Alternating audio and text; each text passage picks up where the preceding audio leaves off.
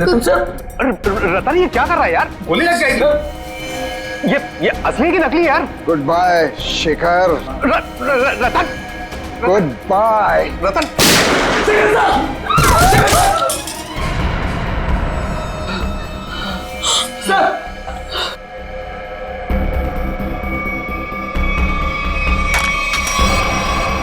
पापा पापा पापा कितना मारोगे मुझे?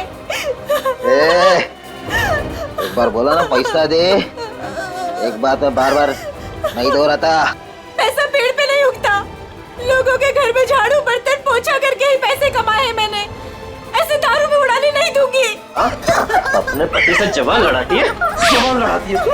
काकी, हाँ अब आपके घुटनों में दर्द तो नहीं है ना? हाँ बेटा, तूने जो घुटनों के लिए दवा दिया था ना, उससे मेरा घुटना बिल्कुल ठीक हो गया। नमस्कार। नमस्कार, कैसे है? बस ठीक है। हाँ, बड़ी बड़ी बड़ी। ये नीता जी है, नमस्कार। ये नमस्ते। इस चाल में रहते हैं।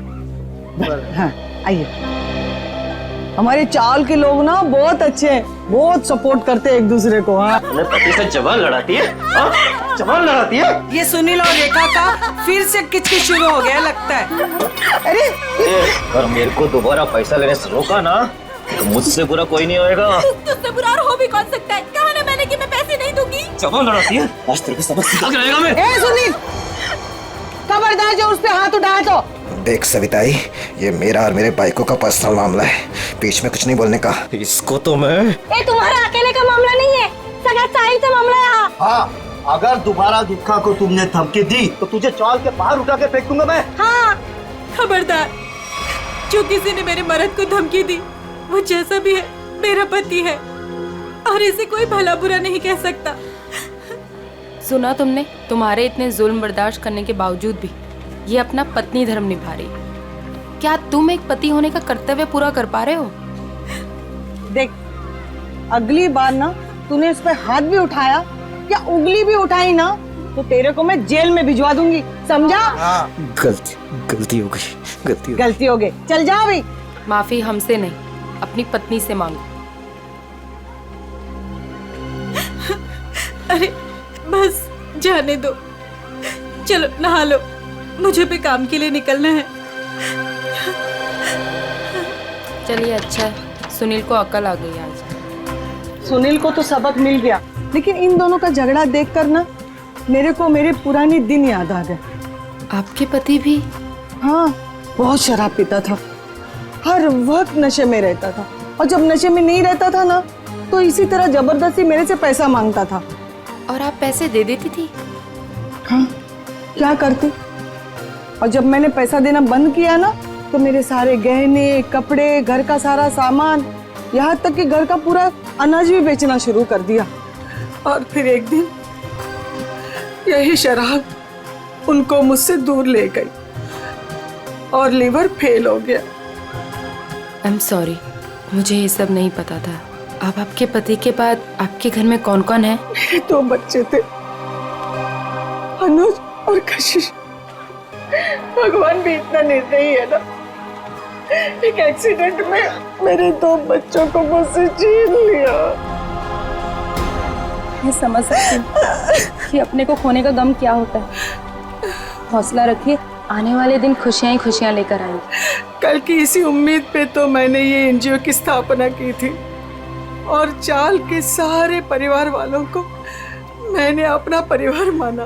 काकी, आप बहुत ही नेक काम कर रही हैं।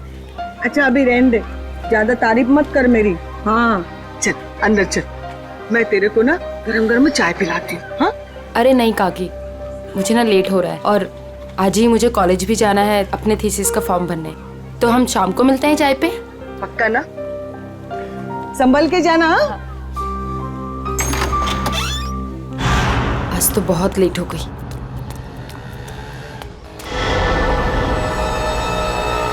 ये तो वही लड़का है, आज तो इस रोमियो को सबक सिखा कर आऊंगी। हेलो ओए मिस्टर, हेलो, रुक, कब से मेरा पीछा कर रहा है? रुक, भागता कहाँ है? रुक। भाग गया, पता नहीं कहाँ कहाँ से आ जाते हैं। पर सविताई, मुन्नी को स्कूल भेजकर क्या फायदा? बाद में उसे शादी करके चूल्हा चौका ही तो संभालना है। यही तो गलत मानसिकता है उर्मिला। शिक्षा ग्रहण करने के लिए जितना अधिकार लड़कों का है ना, उतना ही लड़कियों का भी है। आज हमारे देश में ज्यादातर परिवारों में महिलाएं उतना ही आर्थिक सहयोग देती है जितना कि पुरुष। क्यों नीता, मैंने ठीक कहा ना? बिल्कुल कहा। आज के जमाने में स्त्री का अस्तित्व उसके पिता या पति पे निर्भर नहीं करता। लड़की को भी पूरा अधिकार है कि वो अपनी पहचान बना सके और समाज के साथ कंधे से कंधा मिलाकर आगे बढ़ सके। क्या बात है, आप दोनों के विचारों से हम सब सहमत हैं। हाँ। तो मुन्नी का स्कूल जाने का पक्का हो गया। पक्का। ये फिर से यहाँ आ गया। लगता है इसको सुबह की डांट का कुछ असर नहीं हुआ।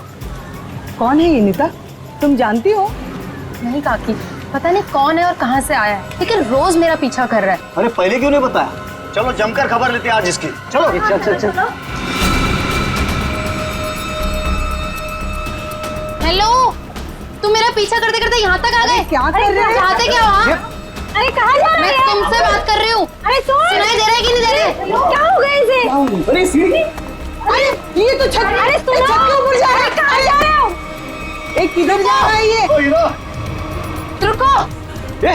अरे अरे अरे, एक क्या कर रहा है? अरे नीचे उतर। अरे खोपड़ी सटक लिया तुझी, क्यों जान देना चाहता है अपनी? अरे बोल ना कुछ।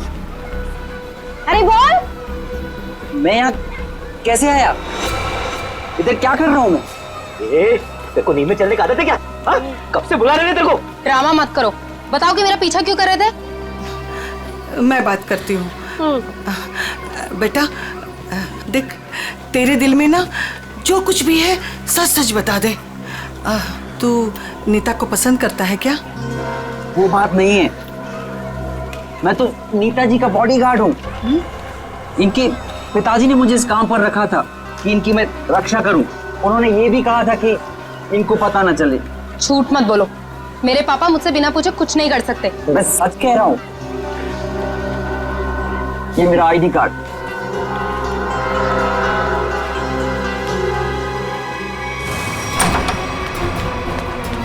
अरे नीता बिटिया, अरे अभी हम तुम्हारे बारे में ही बात कर रहे थे। नमस्ते अंकल। नमस्ते बेटा। क्या बात है बेटा, अंकल से नमस्ते और पापा से हेलो हाय कुछ भी नहीं? मैं आपसे बहुत नाराज हूँ। ऐसा मैंने क्या कर दिया? आप जानते हैं ना कि मैं मंगलावाड़ी चौल में अपनी रिसर्च कर रही हूँ। मुझे उन लोगों के रहन सहन, उनका गुजर बसर वो सब जानना है, इसलिए तो मुझे उनके बीच में रहना पड़ रहा है। हाँ बेटा, तो मैंने आपको अनुमति दे तो दी थी ना चौल में रहने की। अनुमति दी, वो ठीक है, लेकिन वो बॉडीगार्ड, वो मेरे पीछे क्यों आ जाता है बार बार? देखो बेटा, मैंने बॉडीगार्ड इसलिए रखा था कि मैं चैन की नींद सो सकूं और मुझे यकीन रहे कि मेरी बिटिया वहां पर सुरक्षित है। पापा, मैं कोई बच्ची थोड़ी हूँ, अपनी देखभाल कर सकती हूँ। शेखर अंकल, समझाइए ना पापा को। पापा के लिए तो तुम हमेशा बच्ची ही रहोगी। 50 साल की हो जाओगी ना तब भी। आप भी ठीक है, आप भी ना पापा की तरफदारी कर लो। अरे नहीं बेटा, हम तो आपकी ही तरफ हैं। देखो रतन, ये अच्छी बात नहीं है भाई। नीता बिटिया को उसकी पर्सनल स्पेस मिलनी चाहिए। लेकिन शेखर, तुम्हें तो पता है ना शहर में जुल्म कितने बढ़ गए। अब मैंने एक बॉडीगार्ड रख लिया तो कौन सा पहाड़ टूट गया यार। मुझे ना आपसे कोई बहस नहीं करनी। कल मेरा जन्मदिन है और ये मेरा जन्मदिन का गिफ्ट कि नो बॉडीगार्ड। अरे हाँ, कल तो नीता बिटिया का जन्मदिन है। अरे यार, मैं तो बिल्कुल भूल ही गया था। लेकिन मैं कैसे भूल सकता हूँ मेरी प्यारी प्यारी बिटिया का जन्मदिन। मैंने जन्मदिन की खुशी में एक बहुत बड़ी पार्टी रखी है। पार्टी? ठीक लगा ना बेटा? Happy birthday Nita. Thank you so much, please enjoy. Nita बेटा, जन्मदिन की ढेर सारी शुभकामनाएं। भगवान करे तुम्हें मेरी भी उम्र लग जाए। थैंक यू सो मच काकी। पापा, ये सविता काकी है, मैंने बताया था ना आपको इनके बारे में। हाँ, नमस्ते नमस्ते। हमारी बिटिया आपकी बहुत तारीफ करती। आपकी बेटी भी बहुत बहुत अच्छी है। Thank you very much. ये है मेरे बिजनेस पार्टनर शेखर। नमस्ते। नमस्ते, आपसे भी मिलकर बहुत खुशी हुई। मुझे भी बहुत खुशी हुई आपसे मिलकर। Ankit, wish you many many happy returns happy birthday. Thank you so much. अरे sir looking handsome sir. Thank you. अच्छा सर, कल हमारे नए प्रोजेक्ट की मीटिंग फिक्स हुई है सुबह 10 बजे। 10 बजे ओके डन। हेलो जी ये मेरी बर्थडे पार्टी है, आपका ऑफिस नहीं, तो ये जो अपना काम है ना ऑफिस तक ही रखिए। सॉरी बेटा सॉरी। आई एम सॉरी, आज काम की कोई बात नहीं हो गई, ठीक है। चलो अब केक काटे। पापा बस एक मिनट, छोटा सा सरप्राइज है। रामू, श्याम, जल्दी से सारे मेहमानों के चश्मे ले आओ। चश्मे? चश्मे? ये देखिए रंग बिरंगे चश्मे। सो आज का थीम है गॉगल्स, तो ये सबको पहनने हैं। Okay guys? Very innovative idea. तुम्हें ड्रेस से मैच कर रहा है ना? तो मैं अभी नहीं लगाऊंगी, मैं केक काटने के बाद लगाऊंगी। चलो चलो केक काटते हैं। हाँ।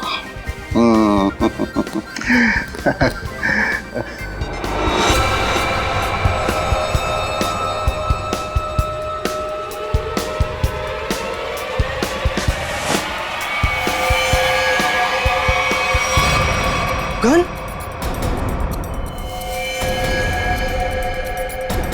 रतन ये क्या कर रहा है यार? गोली लग गई।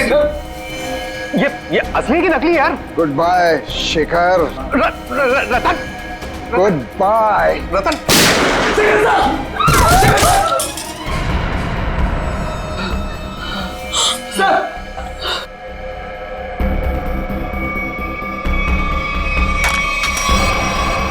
पापा पापा पापा, ये तो बेहोश हो गए। ये अच्छा है, गोली मार के बेहोशी की एक्टिंग कर रहे हैं। अरे कोई एम्बुलेंस बुलाओ, शेखर जी को गोली लगी है। और सीआईडी को भी फोन करना पड़ेगा। Hello CID?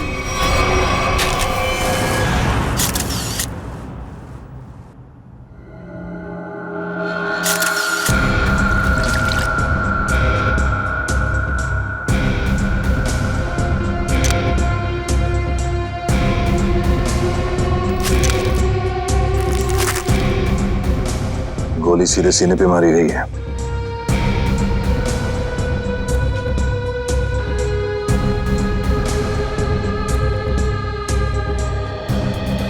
आप सबने देखा था रतन जी को गोली चलाते हुए शेखर जी पे? हाँ सर, हम तो हक्के बक्के रह गए ये देख के। इतनी अच्छी पार्टी चल रही थी, सब कितना एंजॉय कर रहे थे, पता नहीं अचानक रतन जी को क्या हो गया, उन्होंने गोली चला दी। जरूर मेरे पापा के खिलाफ किसी ने साजिश की, ऐसा कर ही नहीं सकते। रतन जी। सर रतन जी को होश आ गया। उठाओ इन्हें। ये उठिए, चलिए उठिए। शेखर को क्या हो गया? सर क्यों भारी हो रहा है? पहले खून कर दिया इनका, अभी सर दर्द का बहाना कर रहे हो? हाँ, ये नाटक बंद करो, हटाओ।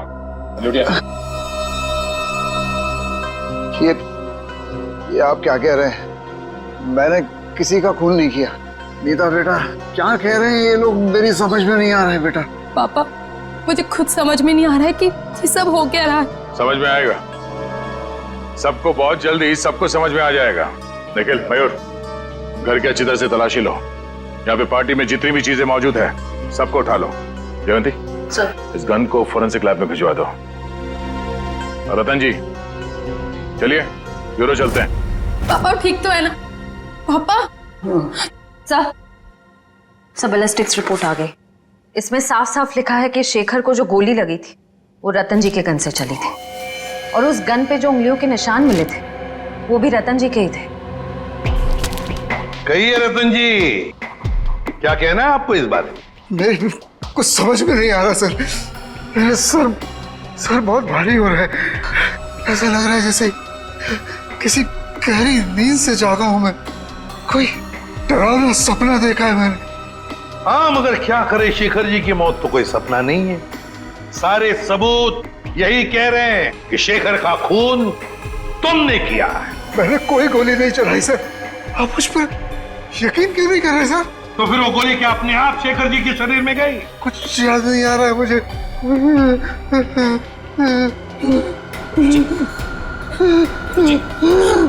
जी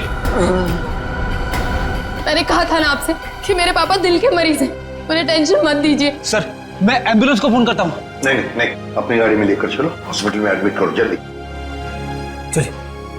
मैं भी चलती हूँ साथ में। नहीं, आप नहीं जाएंगी, उन्हें पहले एडमिट होने दो, बाद में मैं भी चलूंगा तुम्हारे साथ।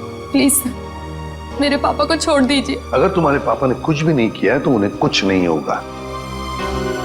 अच्छा एक बात बताओ, रतन जी का कोई झगड़ा वगड़ा था पहले से शेखर जी के साथ, या फिर कल पार्टी में कोई झगड़ा वगड़ा हुआ था? नहीं सर, वो तो पार्टी में बहुत एंजॉय कर रहे थे। अच्छा, क्या तुम्हारे पापा के बर्ताव में कुछ तुम्हें थोड़ा अजीब सा लगा? कभी आदमी कोई टेंशन में होता है या वैसे कुछ? हाँ सर, कोई झगड़ा तो नहीं हुआ था, लेकिन उनका मूड थोड़ा सा चिड़चिड़ा था और वो शेखर अंकल को कुछ कह भी रहे थे। तुमने काम सही से नहीं किया, वो वापस आ गया। वो वापस आ गया? ये कौन? सर नाम तो नहीं लिया था। अच्छा, ये बातचीत कब हुई थी दोनों के बीच? कल हुई थी, एनजीओ से लौटने के बाद। एनजीओ? कौन सा एनजीओ है ये? मेरी बड़ी बहन सानिया की मौत के बाद पापा ने एक एनजीओ खोला था, जहाँ पे हम गरीब लोगों को रोटी, कपड़ा और रहने के लिए छत देते हैं। कहाँ है ये एनजीओ? नमस्कार साहेब, मी कपिल, यहाँ एनजीओ मॅनेजर आहे। आप ये बताएंगे कि इस एनजीओ में आप कब से काम कर रहे हैं? पहले दिन से, जब रतन जी ने सानिया मैडम की याद में इस एनजीओ की स्थापना की थी। फिर तो आप काफी करीब से जानते होंगे शेखर जी और रतन जी को। हाँ जी, एनजीओ में काम करने वाले सभी लोगों को अपना परिवार का सदस्य मानते थे। हमेशा आकर हमसे हमारे सुख दुख के बारे में पूछते थे और अपने सुख दुख बांटते भी थे। ये तो बहुत अच्छी बात है। फिर तो आप ये भी जानते होंगे कि शेखर जी और रतन जी के बीच में किस बात को लेकर टेंशन चल रही थी? नहीं साहब, ऐसा कहीं ना थे। वो दोनों बिजनेस पार्टनर कम और भाई संबंध ज्यादा थे। भाई समान थे? तो फिर रतन जी ने शेखर जी का खून क्यों कर दिया? जरा दिमाग पे जोर डालिए और सोच के बताइए कि शेखर जी और रतन जी के बीच में कुछ झगड़ा हुआ था या कुछ बहस हुई थी? ऐसा कई साले न होते। लेकिन रतन जी की बेटी बता रही थी कि रतन जी और शेखर जी आपस में कुछ बातें कर रहे थे कि कोई आया है। कौन वापस आया है, कुछ पता है आपको?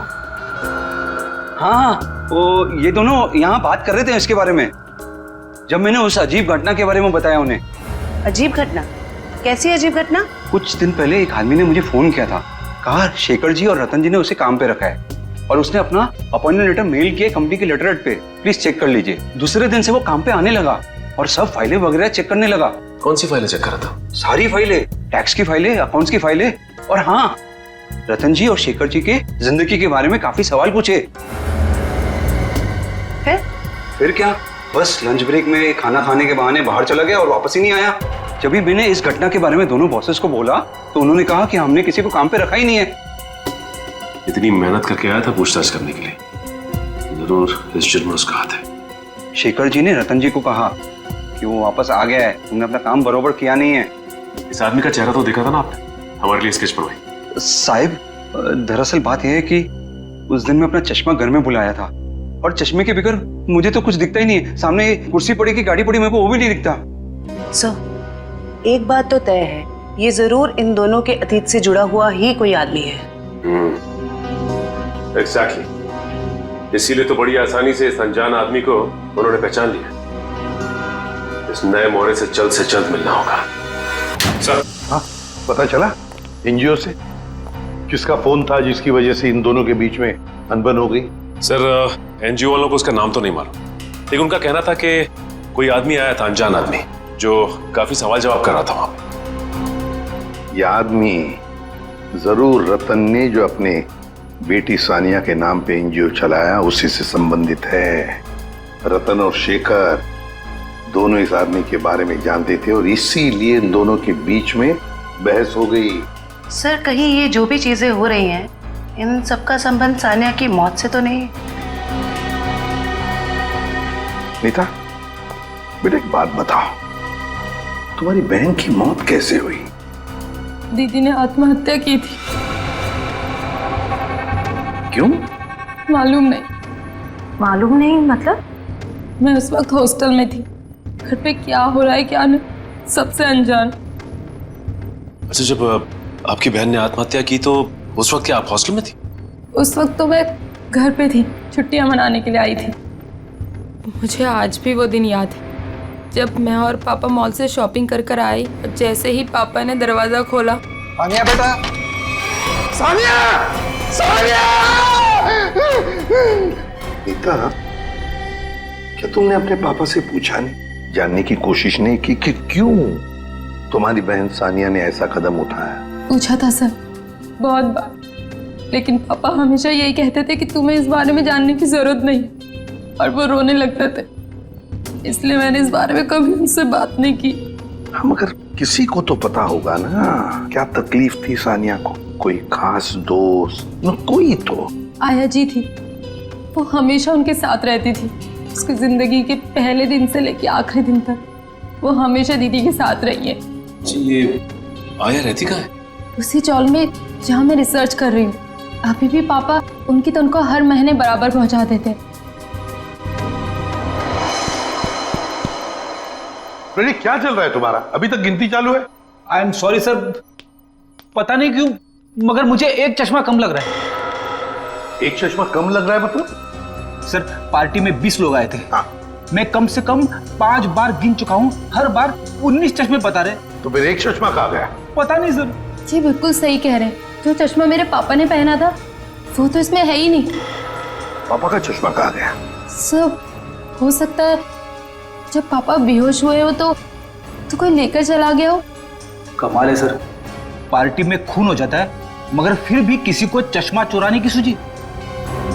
एक बात और सर, बिल्कुल उसी तरह का चश्मा मेरे बॉडीगार्ड ने भी पहना था जब वो चौल की छत से कूदकर खुदकुशी करने वाला था। एक मिनट, तुम्हें कैसे पता चला कि वो वही चश्मा था जो तुम्हारे पापा ने पहना था? क्योंकि मैंने उसे पहले भी देखा है। वो कभी चश्मा नहीं पहनता, लेकिन उसने चौल की छत से जब वो कूद रहा था तो उसने उसी तरह का चश्मा पहना था। वो चश्मा ही मनूस है। सर इस चश्मे का खून के साथ क्या कनेक्शन हो सकता है? सचिन, कोई ना कोई कनेक्शन तो जरूर है। कुछ ना कुछ तो गड़बड़ है, कुछ ना कुछ तो गड़बड़ है इस चश्मे को लेकर। क्या नीता, क्या हमारे लिए तुम्हारे पिताजी के गॉगल का जो डिजाइन है वो बनवा सकती हो हमारे स्केच आर्टिस्ट से? जरूर सर। उन दोनों को कनेक्ट कर दो।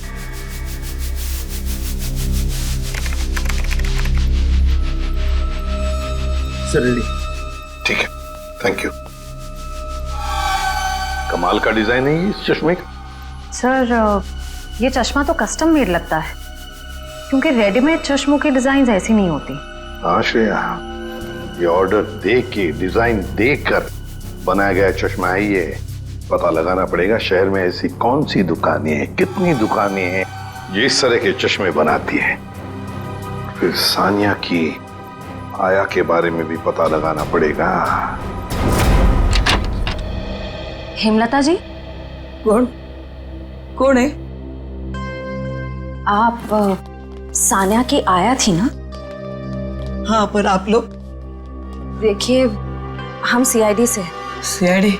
माफ करना माँ जी, हम लोग ने आपको परेशान किया। ठीक है बेटा, दिवस भर में आराम ही करती हूँ, पर आप लोग यहाँ कैसे? देखिए हिमलता जी, आप सानिया की आया रही बचपन से, है ना? और फिर सानिया ने आत्महत्या भी की, ये तो आप जानती ही हैं। अब ये जानना चाहते हैं कि क्यों सानिया ने क्यों आत्महत्या की।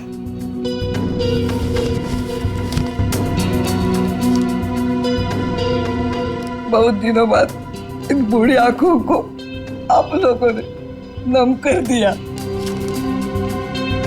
हम आपका दुख समझते हैं। मैं हूँ जिम्मेदार, मैं हूँ।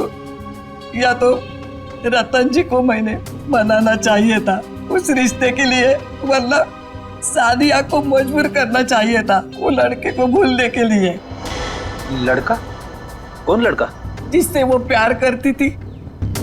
प्यार करती थी? अच्छा, तो फिर हुआ क्या? वही अमीर गरीब लड़का, गरीब था ना। एक दिन अचानक वो लड़का कहीं दूर चला गया। महीनों इंतजार करती रही सानिया, न खाती थी न पीती थी। वो अपने बंद कमरे में रोती रहती थी। वो लड़का कौन है, कहाँ रहता है, क्या उसका कोई टेलीफोन नंबर वगैरह है आपके पास? नहीं, सादिया ने कभी उसका नाम या पता नहीं बताया हमें। चल ठीक है, कोई बात नहीं। सॉरी, हमने आपको बहुत तकलीफ दी। आराम कीजिए। सर, सोच रही हूँ दया सर के लिए एक चश्मा ले लूं। दया का बर्थडे आने वाला है क्या? नहीं सर, वो हमेशा ना मुझसे उखड़े उखड़े रहते हैं, इसीलिए। अच्छा, गिफ्ट देके उनको खुश करना चाहती हो? नहीं सर, उन पे बहुत अच्छा लगेगा, इसलिए। बाद में देखते हैं। Excuse me. जी कहिए, किसके लिए चश्मा दिखाऊं? एक मुजरिम के लिए। मुजरिम के लिए चश्मा? मैं कुछ समझा नहीं। जरा ये डिजाइन देखो चश्मे की। ये आपने ही बनाया था ना? जी हाँ। आपको पसंद है? आप लोगों के लिए भी बनवा दूं? नहीं नहीं, आप हमें माफी कीजिए। आपका बनाया हुआ ये चश्मा पहनकर लोग उल्टी सीधी हरकतें करने लगते हैं। कोई छत पे पहुंच जाता है छलांग लगाने, तो कोई किसी को गोली मार रहा है। क्या मजाक कर रही हैं आप? ये सब मेरे चश्मे की वजह से हो रहा है? हम मजाक के मूड में नहीं है। सीआईडी? अब जरा ध्यान से बताओ, किसके लिए बनाया था ये? एक मिनट सर। सर, ये कोई अभिषेक नाम का आदमी था। क्या बात है सर, नाम भी है, एड्रेस भी और फोन नंबर भी है। कॉल करो जी।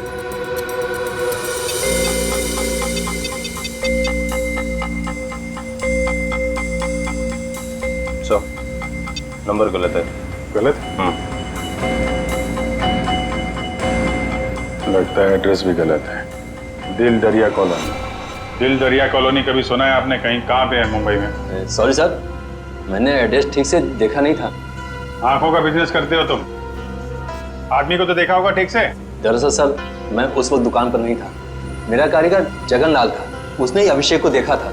बुलाइए जरा ये जगनलाल जी को। जगनलाल जी साहब, ये लोग सीआईडी से हैं। जरा इन्हें बताओ, ये खास डिजाइन वाला चश्मा किसने बनवाया था? साहब, वो बड़ा ही अजीब आदमी था। बड़ी सी टोपी पहन रखी थी, आंखों पर काला चश्मा लगाया था, और ना जाने कितने दिनों से उसने दाढ़ी नहीं की थी। काफी लंबी दाढ़ी थी उसकी। ओह, नाम और एड्रेस की तरह हुलिया भी नकली। कुछ और याद आता है इस आदमी के बारे में? हाँ सर, अक्सर जो लोग चश्मा बनाते हैं ना, वो सामान हमारे दुकान से ही लेते हैं, लेकिन वो खुद अपना सामान लेके आया था। फ्रेम, कांच और एक अजीब सी छोटी सी चीज उसने लगाई थी चश्मे में। छोटी सी चीज? अच्छा, उस चीज के बारे में कुछ बता सकते हैं आप? अपने मोबाइल का सिम कार्ड होता है ना, उससे भी छोटी चीज थी। और साहब, चश्मा बनने के बाद उसने मुझे पहनने भी नहीं दिया। मुझे फिटिंग चेक करवानी थी तो बोला चश्मा गंदा हो जाएगा। ये भी कोई बात हुई? कोई बात नहीं। आप जरा ये मेरा कार्ड रखिए। अगर वो आदमी दोबारा आए या दिखाई पड़े तो मुझे फोन करना, और उसको नहीं बताएंगे, इतना तो समझते हैं ना आप? समझ गए सर। सर, हाँ, ये रोहन और मीशा है। ये सानिया के बड़े अच्छे दोस्त थे। घबराओ मत। देखो, हमने तुम्हें यहाँ कुछ सवाल पूछने के लिए बुलाया है। कैसे सवाल सर? सानिया के बारे में। क्या तुम लोगों को पता है सानिया ने ऐसा क्यों किया, क्यों आत्महत्या की? पता नहीं सर, अगर उसे कोई प्रॉब्लम होती तो हम जरूर उसकी मदद करते, लेकिन ऐसा कुछ नहीं था सर। एक बात बताओ, क्या सानिया का कोई बॉयफ्रेंड वगैरह था? कोई लड़का था उसकी जिंदगी में? हाँ सर, एक लड़का तो था, मगर उसने कभी हमें उससे मिलवाया नहीं। क्यों? पता नहीं सर, वो बोली सब कुछ ठीक हो जाने के बाद सबको बताएगी। बहुत सीरियस थी उसको लेकर, शादी करना चाहती थी उससे। अच्छा, क्या नाम क्या था उस लड़के का? नहीं सर, उसके बारे में कुछ भी नहीं बताया था। पर हाँ सर, वो कॉलेज खत्म होने के बाद मंगलावाड़ी चौल जाती थी। एक दो बार तो मैंने खुद उसे वहाँ पे छोड़ा था। वहाँ पे एक लड़का बाइक पे हेलमेट पहने उसका इंतजार किया करता था। मंगलावाड़ी? चलो, थैंक यू वेरी मच, तुम दोनों जा सकते हो। मंगलावाड़ी चाल? सर, नीता तो वहीं पे रिसर्च करती थी। और उसकी बहन सानिया, नीता की बहन सानिया जिस लड़के से मिलने जाती थी, वो मंगलावाड़ी चाल में ही रहता है। मंगलावाड़ी चाल में। कुछ समझ गए? समझ गया सर। मतलब ये नीता उस लड़के को जानती है मगर जानबूझ के हमसे छुपा रही है। हाँ, मंगलावाड़ी चाल।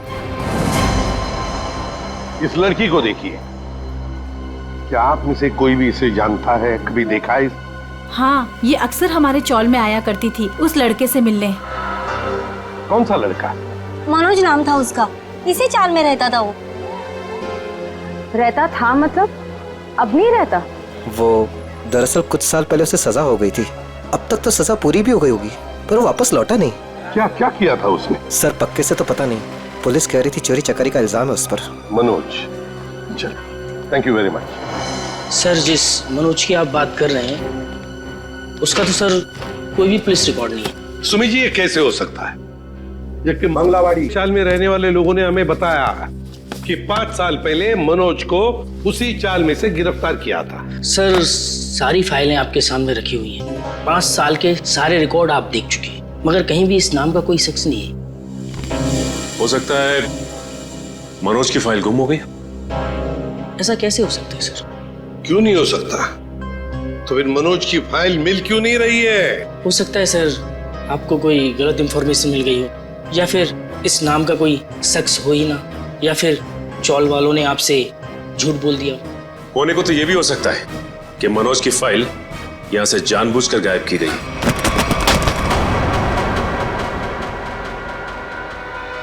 रवि जी, क्या हुआ? तबीयत बिगड़ गई क्या? ये अचानक पसीना क्यों आने लगा? अरे कांपने क्यों लगे तुम? और अचानक ये फाइल छूट कैसे गई तुम्हारे हाथ से? नहीं सर, ऐसी कोई बात नहीं है। हमसे कोई भी कुछ भी छुपा नहीं सकता। बताओ क्या बात है? भागता किधर? लगता है सर ये बिना दवा खाए इसकी बीमारी ठीक होगी नहीं।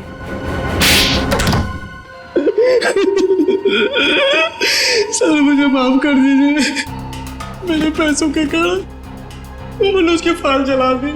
शर्म आनी चाहिए तुम्हें। पैसों की लालच में तुमने मुजरिम की मदद की, और तो और अपने नौकरी से गद्दारी की, अपने देश से भी गद्दारी की तुमने। कौन से जेल में है मनोज? सर तिलक नगर जेल में था। 7 साल की सजा थी उसे।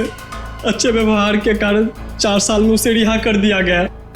सर अगर वो अच्छे बर्ताव के लिए रिहा हो ही रहा था तो फिर रिकॉर्ड नष्ट करने के लिए उसे घूस देने की क्या जरूरत थी? सचिन, शेखर और रतन, इन दोनों के बीच में जो बहस हुई थी उसमें शेखर बोल रहा था कि वो वापस आया है, तो फिर जरूर वो मनोज के बारे में बात हो रही थी।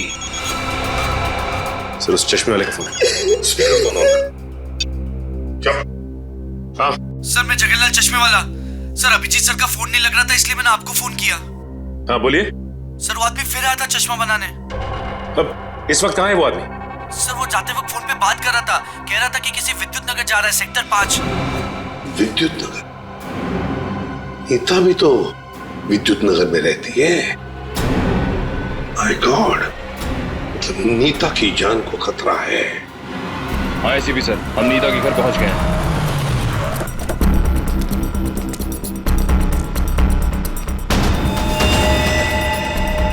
ओह नो, ये नीता छत पे क्या कर रही है? इसे रोकना होगा। नीता!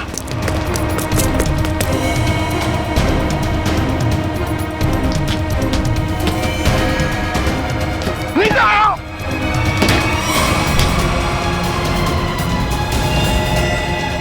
तो हटो।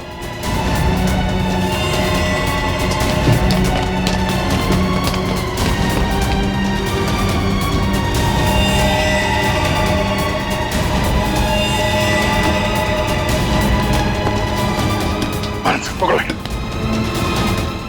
आ जाओ। मयूर, चश्मा। ये क्या कर रही थी तुम? अपनी जान क्यों दे रही थी? जान दे रही थी? मैं क्यों अपनी जान दूंगी? तुम छत पे क्या करने आई थी? छत पे? मैं छत पे क्या कर रही हूँ? मुझे कुछ याद नहीं आ रहा।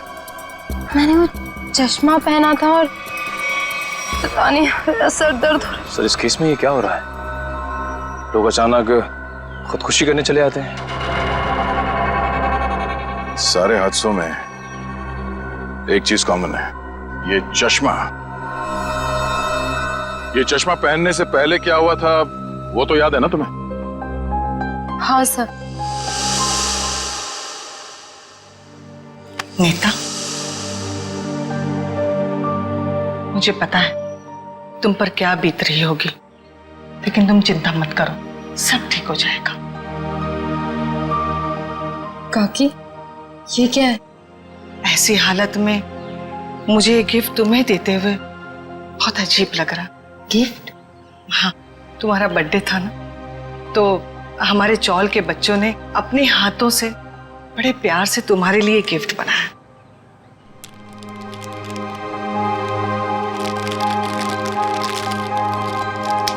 चश्मा?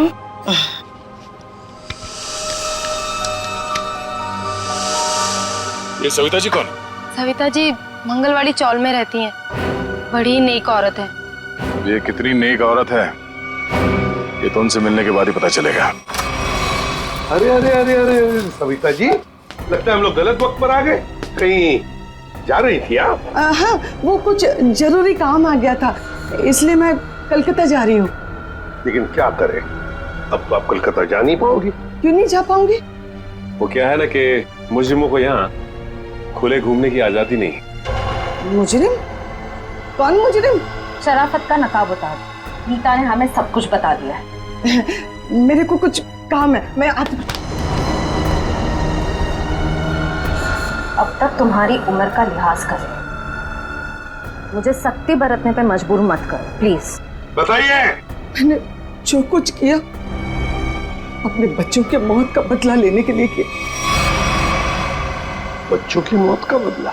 हाँ, नीता के पिता रतन ने मेरे दोनों बच्चों को मार डाला, अपने बिजनेस पार्टनर शेखर की मदद लेके। जान ली? लेकिन क्यों?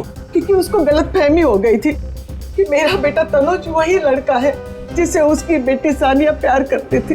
क्यों हुई ऐसी गलतफहमी? क्योंकि एक दिन तनुज सानिया को घर छोड़ने गया था, तो रतन ने देख लिया और वो गलत समझ बैठा। फिर शेखर ने गुंडे भेजे इधर मेरे घर पे, मेरे दोनों बच्चे तनुज और कशिश को मार डाला। मैं उस टाइम पे घर पे नहीं थी, इसलिए जिंदा बच गए। पर नीता ने क्या बिगाड़ा था तुम्हारा? उसे क्यों सजा दी तुमने? क्योंकि रतन ने मुझसे मेरे बच्चे छीने साहब। उसको वही दर्द देना चाहती थी। मनोज कहाँ पर है? मनोज? कौन मनोज? वही मनोज जिसने तुम्हें बदला लेने में मदद की थी। साहब, मेरे को नहीं मालूम। बताना तो पड़ेगा ही। ये जादू वाला चश्मा कहां से बनवाया? मनोज कहां पर है? आइए आइए जनाब, आप ही का तो इंतजार था। आइए। बड़े खुश नजर आ रहे हो, क्या बात क्या है? बात ही ऐसी बॉस, आज मैं आपको एक कमाल का जादू दिखाता हूँ। देख साउंड के, मेरे पास मजाक करने के लिए वक्त नहीं है, जल्दी बता। अरे यार 2 मिनट, हमेशा काम करते रहते हो, जरा जादू देखो प्लीज प्लीज। तारिका लेके आओ। देखो देखो देखो देखो क्या होता है, देखो। ये लीजिए। Very good. सचिन यार, तुम ये जरा चश्मा पहन लो। चश्मा? लेकिन मैं ही क्यों सर? अरे पहनो पहनो, मैं हेल्प करता हूँ तुम्हारी। अब सचिन जरा ध्यान से देखो और बताओ कि ये चश्मा वहां से ला करके किसने दिया? अरे सर कैसी बात करते हैं, तारिका ने। नहीं सचिन, गौर से देखो, ये चश्मा वहां से उठा करके तारिका नहीं, श्रेया लेकर के आई। मैं? अरे सर कैसी बात कर रहे हैं आप? आपके सामने जो खड़ी है वो तारिका है और जो यहाँ खड़ी है वो श्रेया है। सचिन जरा गौर से देखो और फिर बताओ, तुम्हारे सामने जो खड़ी है वो तारिका नहीं है, वो श्रेया है। सचिन। हाँ सर, मेरे सामने जो खड़ी है वो श्रेया है।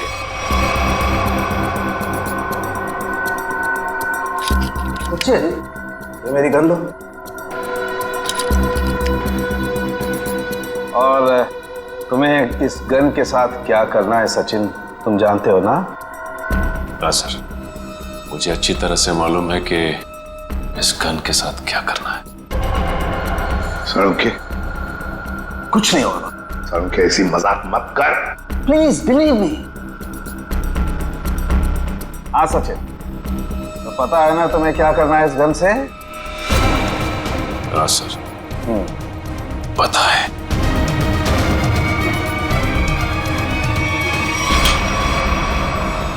लाओ सचिन, ये गन मुझे दे दो।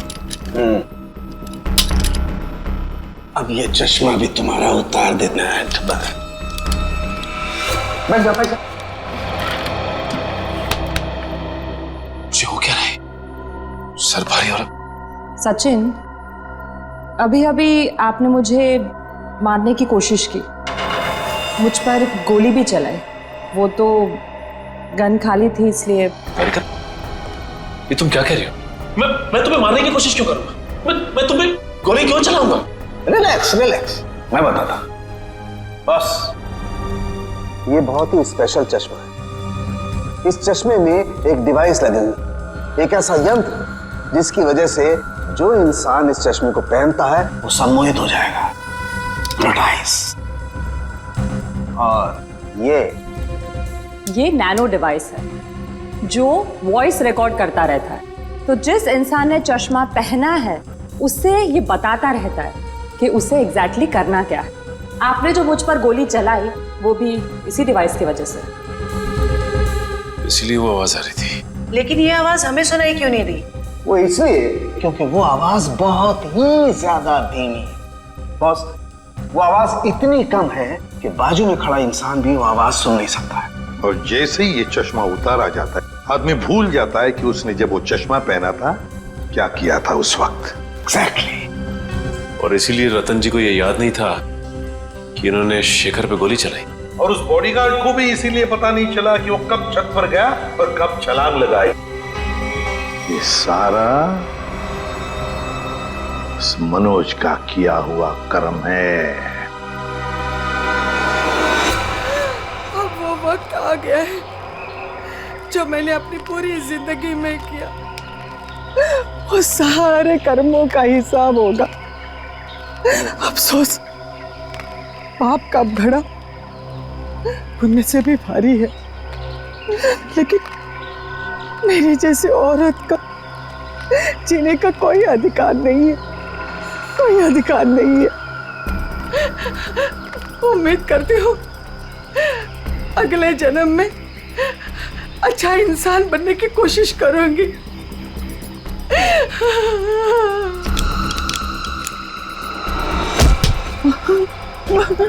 तू क्या कर रही है?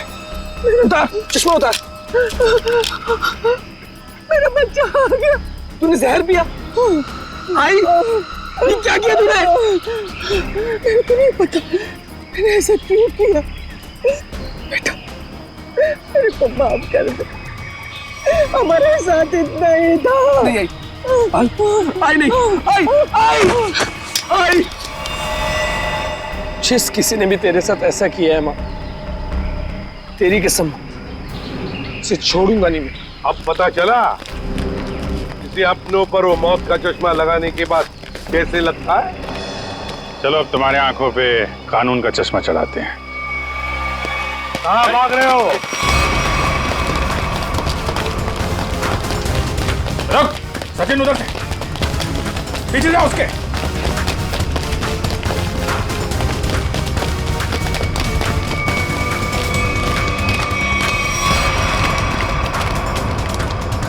Wish you many happy returns of the day. Happy birthday. so much. अब जेल की चक्की पीसने की तैयारी करो। सविता जी भले मेरी असली माँ ना थी, पर वो मेरे लिए मेरी माँ से भी बढ़कर थी। उनके बच्चों के मरने के बाद उन्होंने मुझे ही अपना बेटा माना था। मतलब तनुज और कशिश के बाद? हाँ, उन दोनों बच्चों की मौत कोई हादसा वादसा नहीं थी, बल्कि उनका खून हुआ था, जिसे किया था नीता के पिता रतन कुमार ने। और मुझे झूठे रॉबरी के केस में फंसाया भी उन्होंने ही था। इसलिए मैंने प्लान बनाया, बदला लेने का प्लान। और रतन की कंपनी में ही नौकरी कर ली, लेकिन रतन ने तुम्हें पहचाना नहीं? रतन और शेखर ने मुझे नहीं पहचाना, क्योंकि उन्होंने मुझे कभी देखा ही नहीं था। और इसी बात का मैंने फायदा उठाया और जेल से छूटने के बाद ना ही मैंने सविता माँ के बच्चों का बदला लिया, बल्कि अपनी सान्या जिसे मैं इतना प्यार करता था उसकी भी मौत का मैंने बदला लिया। हमारे पास चले आते, हम तुम्हें न्याय दिलाते। कानून पर से तो विश्वास ही उठ गया था मेरा, इसलिए मैंने खुद ही न्याय करने की सोची। नीता से दोस्ती की, फिर उसे मार दिया। सान्या से प्यार करते थे तुम, इसे प्यार कहते हो? उसकी बहन की जान लेने चले थे तुम। वो तो अच्छा हुआ हम लोग इस वक्त पे पहुंच गए और उसे बचा लिया। क्या नीता जिंदा है? हाँ जिंदा है। बहुत कोशिश की ना तुमने उसे मारवाने की। उसके बॉडीगार्ड को भी वो चश्मा पहना दिया ताकि वो आत्महत्या कर ले, मगर नहीं, तुम्हारा प्लान वैसे ही फेल हो गया। हाँ, मगर रतन का प्लान फेल नहीं हुआ। मैंने वेटर के जरिए उसे खूनी चश्मा पहनाया और उसी के जरिए उसी के दोस्त को मरवा दिया। और फिर हमारे आने से पहले वो चश्मा तुमने गायब कर दिया। तो फिर वो चश्मा सविता के जरिए तुमने नीता तक पहुंचा दिया।